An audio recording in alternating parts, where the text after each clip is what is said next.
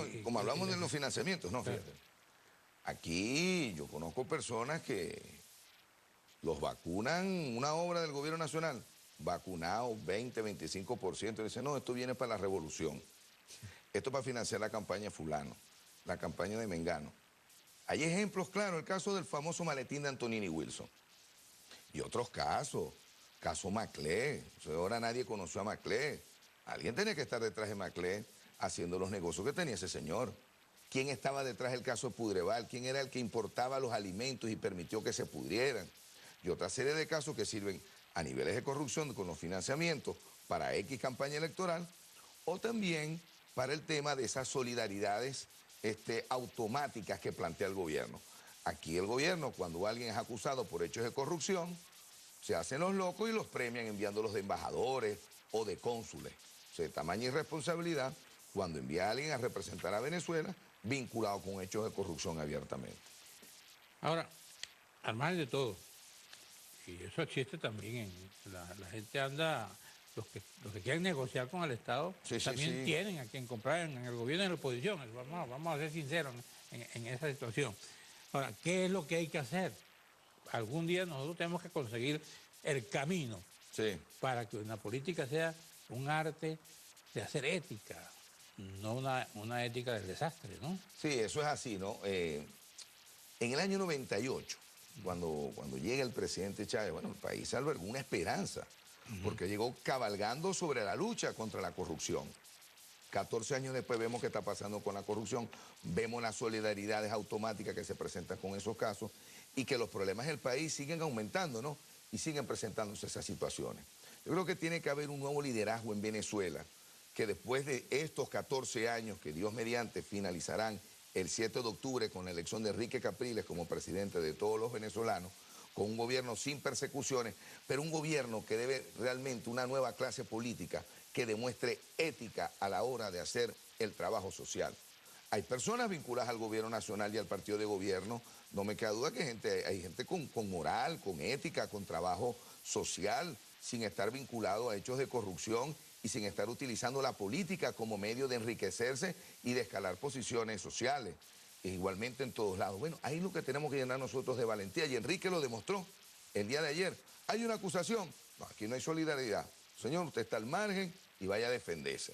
O sea, yo creo que eso es lo que está pidiendo el país. Acciones concretas y no discursos. Hay una acusación, un tremendo video de lo que hay. Ahora, el problema que uno observa, tan corrupto es quien recibe como el que da en esas condiciones, porque ¿por qué da un empresario y por qué recibe un político? No, y de manera la explicación no es que esto era por mi campaña como, está bien, pero dígalo públicamente, no espere que lo descubran. Eso es una ingenuidad. Ayer fue una situación bien difícil, ¿no? Y bueno, también el gobierno con esa persecución, pues esa es la situación, ¿no? Nosotros en Venezuela tenemos que romper el miedo a muchas cosas. El miedo de poder participar en un proceso electoral, el miedo de que alguien sea perseguido o futuramente vaya a ser perseguido. Lo digo, Carlos, en el sentido de lo que se refiere al secreto al voto, ¿no? Aquí el gobierno viene reuniendo a los empleados y obreros de diferentes empresas del Estado, bueno, a decirles que ellos saben cómo vota el elector, algo que es totalmente falso. Es una de las mentiras más grandes que ha dicho este gobierno. Es que el voto no es secreto. No, el voto es secreto. Entonces ellos crean una contradicción frente al público y al pueblo en general. Dicen, no, el voto es secreto, pero cuando van en lo pequeño, agarran y amenazan y dicen que el voto no es secreto. No, el voto sí es secreto. Y el pueblo tiene que perder ese miedo y ese temor. Quienes han recibido o reciben un programa social del gobierno, quienes trabajan en una empresa del Estado, quienes trabajan en cualquier organismo relacionado directa o indirectamente con el gobierno nacional, no tenga miedo. Vote libremente. Solamente Dios y su conciencia sabe cómo votó cada quien. Si yo no fuera gobernador del Zulia, ni Enrique fuera gobernador de Miranda, ni Enrique Sala fuera gobernador de Carabobo, ni César fuera gobernador del estado Táchira, o que el gobierno no tiene interés en poner un gobernador en el estado Zulia, o un gobernador en el Táchira, o en Miranda, o en Carabobo, por citar esos 4 ejemplos. Claro que están interesados.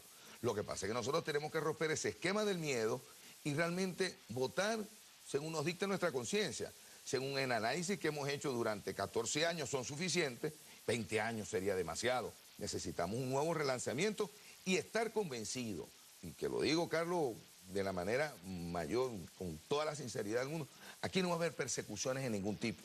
Aquí Enrique no va a llegar a perseguir a nadie.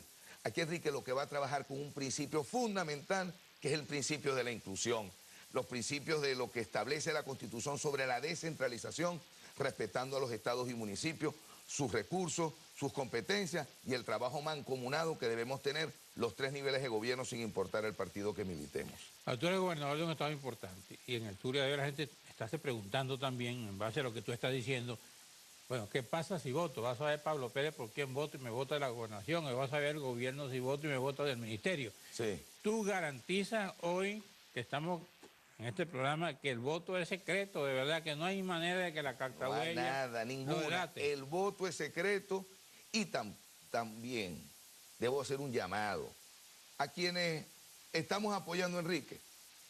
No caigamos en el juego del gobierno. El gobierno quiere en todo momento, nos pone una concha de mango y algunos la agarran, la toman y caen. Y no sé si por incauto, pero caen y ponen a pensar algunas, mire, el voto es secreto, secreto, secreto, secreto. Y el elector tampoco permita el voto asistido. Para ello tenemos que tener la defensa del voto con nuestros testigos en cada una de las mesas, que está garantizado la defensa de cada uno de ellos y que no puede existir voto asistido, a menos que sea una persona invidente o una persona, bueno, que tenga problemas físicos. Pero aquí no me van a decir que todos los empleados u obreros van a tener impedimento físico para votar o obligarlos a sacarle foto en el BlackBerry. No, nada de eso. Para eso tiene que estar el testigo y para eso tenemos que tener todo el personal electoral completamente adiestrado para una situación de ese tipo. Para sacarle fotos también está prohibido, me imagino. Claro, que la República se ocupa de eso, ¿no? Claro, pero si nosotros no tenemos, si no tienes testigo que vaya a llevar tu voz a defenderla. No puede retratar a un empleado de la gobernación que esté votando por otro lado. No. Mira, Carlos, y hay empleados de la gobernación que no me apoyan a mí para la gobernación, para mi reelección, ni apoyan a Enrique para la presidencia de la República. Y jamás yo he salido a perseguir a alguien. O sea, yo en eso soy muy respetuoso, que es donde verdaderamente demostramos nuestro talante democrático al ser tolerante en la forma de ver las cosas. Ahora,